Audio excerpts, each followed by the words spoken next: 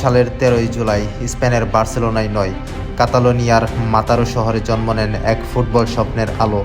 নাম তার Lamine Yamal. ছোটবেলা থেকেই ফুটবল ছিল তার জীবনের ঠিকানা। মাত্র 7 বছর বয়সেই বার্সেলোনার বিখ্যাত একাডেমি লা মাসিয়ায় যোগ দেন সে। আর সেখান থেকেই শুরু হয় তার স্বপ্নের পথ চলা। বয়স বাড়ার সঙ্গে সঙ্গে বাড়তে থাকে প্রতিভার ঝলক। বল পায়ে লামিন ইয়ামাল যেন দেখাতে থাকে জাদুর ঝলক। 2023 সালের মাত্র 15 বছর 9 মাস বয়সে বার্সেলোনার মূল দলে অভিষেক। তার তখনই ফুটবল বিশ্ব তাকিয়ে দেখে নতুন এক তারকাকে। এরপর স্পেনের জাতীয় দলেও গড়ে ইতিহাস। সবচেয়ে কম বয়সে অভিষেক এবং গোল করে দেখায় নিজের বিশেষত্ব।